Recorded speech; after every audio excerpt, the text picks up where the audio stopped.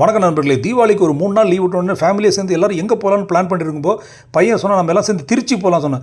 திருச்சின்னு கேட்டவுடனே family members பாதி பேர் காணாமல் போயிட்டாங்க. சரி, திருச்சியில் போயிட்டு எல்லாம் கோவில் மட்டும் போகலான்னு சொன்னாக்க பாக்கி ஆளும் காணாமல் போச்சு. கடைசியில் அந்த திருச்சி ட்ரிப்புக்கு போனது நானும் என் பையனும் மட்டும்தான்.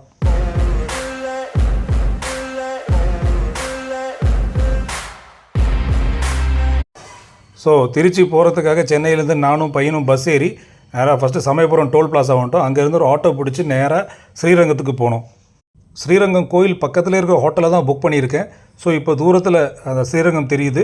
ஸோ ஸ்ரீரங்கத்தில் இருக்க அந்த வாமனா லாட்ஜ் தான் புக் பண்ணியிருக்கோம். இந்த லாட்ஜ் புக் பண்ணதுக்கு காரணம் நீங்கள் பார்த்தாலே தெரியும். நேர் எதிரில் அந்த ராஜகோபுரம் இருக்குது. அருமையான வியூ. அந்த கோயில் பக்கத்துலேயே தங்கணும்னு ஆசைப்பட்டோம். அதே மாதிரி லாட்ஜ் கிடச்சிது.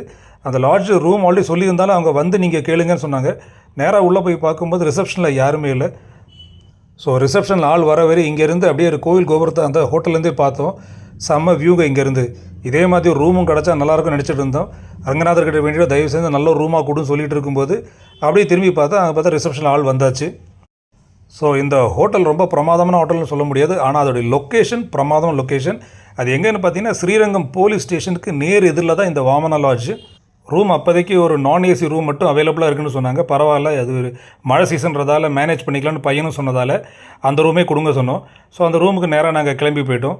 அந்த ரூம் பார்த்திங்கன்னா ஒரு நல்ல சூப்பரான ரூம் தாங்க. ஆனால் உள்ளே நுழைஞ்ச உடனே அந்த ஏசியை பார்த்து எங்களுக்கு ஷாக்கு. நான் ஏசி சொன்னாங்க, எப்படி ஏசி கொடுத்தாங்க?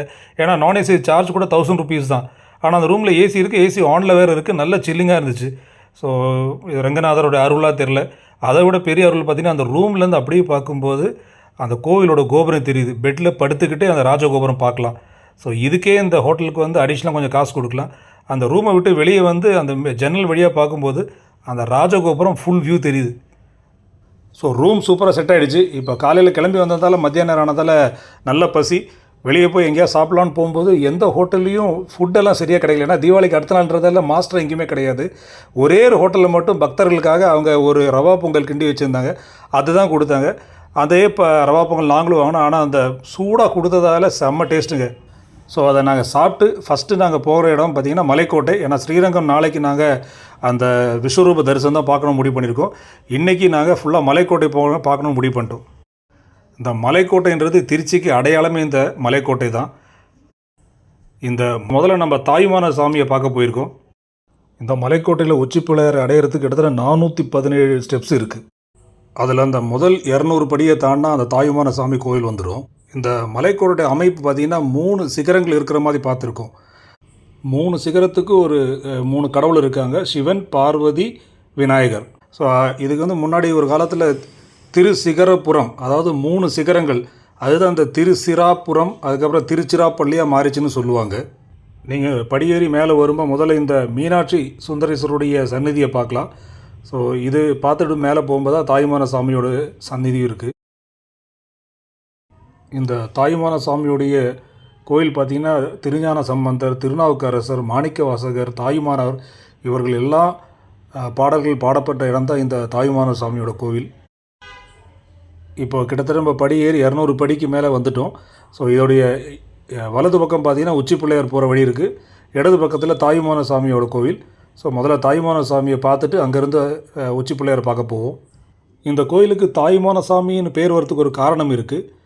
ரத்னவதின்னு ஒரு பக்தை இருந்திருக்காங்க. அவங்க கருவிட்டு இருந்தாங்க.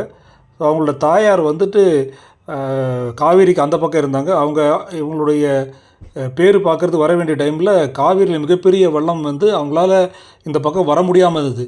அப்போ அந்த டைமில் சிவபெருமான் அந்த அம்மாவுடைய ரூபத்தில் வந்து இவங்களுடைய குழந்தை பெற்றுக்கிறதுக்கு உதவி பண்ணதாகவும் அதுக்கப்புறம் பல சிறுசூழ்ச்சிகள் பண்ணதாகவும் சொல்லப்படுது. அவங்க அம்மா வந்ததுக்கு அப்புறம் இந்த விஷயம் சொல்லும்போது நான் வரவே இல்லைன்னு சொல்லும்போது அப்போ யார் வந்தான்னு விசாரிக்கும் போது தான் அது சிவபெருமானே நேரடியாக வந்து அவளுக்கு உதவி பண்ணதாக தெரிஞ்சுது. ஸோ அன்னையிலேருந்து அப்போ அந்த கோவிலுக்கு வந்து சிவனே வந்து தாயாக இருந்து வந்ததால் தாயுமான சாமி அப்படின்ற பேர் அந்த கோவிலுக்கு வந்தது. ஸோ இந்த கோவிலுக்கு வர்ற நிறைய கர்ப்பிணி பெண்கள் அவங்களோட சுகப்பிரசவம் ஆகிறதுக்கு கடவுளை வேண்டியிருக்காங்க. அது நல்லபடியாக பிரசவம் ஆன பட்சத்தில் அவங்க வந்து ஒரு காணிக்கையாக வந்து வாழைத்தாரை மொத்தமாக கொண்டு வந்து கொடுக்கறது ஒரு வழக்கமாக நீங்கள் அங்கே பார்க்கலாம். தாயுமான சாமியை பார்த்ததுக்கப்புறம் அடுத்தது உச்சி பிள்ளையார். இந்த மலையை பற்றி இன்னொரு புராண கதையும் இருக்குது. முன்னொரு காலத்தில் ஆதி ஸ்டேஷனுக்கும் வாயுவுக்கும் யார் மிக பலசாலின்னு அப்படின்னு ஒரு பெரிய போட்டி நடந்தது. அதில் ஆதிசேஷன் இமாலயத்தில் இருக்கிற மேரு மலையை சுற்றி கையில் வளைச்சி வச்சுட்டு வாயு தேவன்கிட்ட சேலஞ்ச் பண்ணியிருக்காரு. வாயு தேவனும் தன்னால் முடிஞ்சவரை எல்லாத்தையும் செஞ்சு பார்த்துருக்காரு. ஏதாவது அசைக்க முடியுமா பார்க்குறேன், ஆனால் அசைக்க முடியல. ஸோ இதனால் அந்த டைமில் நிறைய புயல் வெள்ளம் எல்லாம் வந்து அந்த மலை 3ஆக உடஞ்சிச்சு சொல்லுவாங்க. அந்த 3ல் ஒரு பங்கு தான் இப்போ நம்ம பார்க்குற அந்த மலைக்கோட்டை. இன்னும் 2 பார்த்திங்கன்னா, ஒன்று ஆந்திராவில் காலாவஸ்தியில் போய் விழுந்திருக்கு ஒரு பாறை, இன்னொரு பாறை ஸ்ரீலங்காவில் திருகோணமலையில் போய் விழுந்திருக்கு. இந்த உச்சி பிள்ளையாருக்கு ஒரு புராண கதை உண்டு. ராமாயணத்தில் ராமர் ராவணனை தோக்கடித்ததுக்கப்புறம் அவருக்கு உதவி பண்ண விபீஷனுக்கு ஒரு நன்றிக்கடனாக ஒரு ரங்கநாதருடைய சிலையை கொடுக்குறாரு. அந்த சிலையை கொடுத்தும்போது சொன்னால் இது எங்கேயும் கீழே வைக்கக்கூடாதுன்னு சொல்லியிருக்காரு. அது எங்கே வச்சா அங்கே தங்கிடும்னாங்க. ஸோ என்னதான் விபீஷணன் ராமருக்கு நெருக்கமாக இருந்தாலும் அவர் வந்து ஒரு அசுரர். அப்போ தேவர்கள் வந்து அவர் கையில் அந்த ரங்கநாத சிலை இருக்குது பிடிக்காமல் அது போய் விநாயகர்கிட்ட சொல்கிறார். விநாயகர் அதுக்கு நான் ஒரு வழி பண்ணுறேன்னு சொல்லிவிட்டு இவர் விபீஷணன் வந்துட்டு காவேரியில் குளிக்க போகும்போது அதை எங்கேயாவது வைக்கணும்னு சொல்லும்போது அங்கே ஒரு சிறுவன் நின்றுட்டு இருக்கார். அவர்கிட்ட இதை பிடிச்சிக்கோ, நான் குளிச்சுட்டு வரேன் சொன்னார். ஆனால் அந்த சிறுவன் ரூபத்தில் வந்தது விநாயகர். விநாயகர் அவர் போனோடனே அந்த இடத்துல கீழே வச்சிடுறாரு. ஸோ அந்த இடத்துல அது தங்கி அங்கேயே தான் அந்த ஸ்ரீரங்கம் கோயில் வந்திருக்கு. ஸோ இதனால் கோவப்பட்ட விபீஷணன் விநாயகரை பிடிக்கணுமோ அப்போ இவர் இந்த பாறை மேலே, இந்த மலைக்கோட்டை பாறை மேலே ஏறி வந்திருக்காரு. ஏறி வந்து விபீஷணன் வந்து அவர் தலையிலே கொட்டியிருக்காரு. ஸோ இப்போ கூட அந்த உச்சி பிள்ளையார் நீங்கள் பிள்ளையாருடைய தலையில் பார்த்தீங்கன்னா அந்த கொட்டு வாங்கின ஒரு தடயம் இருக்குன்னு சொல்லுவாங்க. நாங்கள் ஒரு அமாவாசை நாளில் வந்ததால் அந்த நாளில் விநாயகருக்கு அருகம்புல்லும் அந்த விளக்குக்கு நெய் கொடுக்குறது ரொம்ப நல்லதுன்னு சொன்னதுனால ஸோ அந்த ஒரு காணிக்கை அங்கே செஞ்சு முடிச்சிட்டோம். இப்போ நீங்கள் பார்க்குறது பல்லவர் காலத்தில் கட்டப்பட்ட குடவரை கோயில்கள். நான் ஒரு 15 வருஷத்துக்கு முன்னாடி வந்தப்போ அந்த குடவரை கோயிலெலாம் ஓப்பனாக இருந்துச்சு. இப்போ அதெல்லாம் ஃபுல்லாக க்ளோஸ் பண்ணிட்டாங்க. ஏன்னா இந்த மாதிரி இடம் கிடச்சா நம்ம ஆளுங்க என்ன பண்ணுவாங்களுக்கு தெரியும். அதனால தான் அதை மூடி வச்சுருக்காங்க. ஸோ கோயில் கும்பிட்டு முடித்து கீழே வந்தாச்சு. இந்த மலைக்கோட்டை கோவில் அதே மாதிரி பல மலைகள் இருக்கிற கோவிலெல்லாம் பார்க்கும்போது ஒரு விஷயம் எனக்கு நல்லா புரியுது. அந்த காலத்தில் ஏன் இந்த மாதிரி கோவில் கட்டி வச்சுருக்காங்க.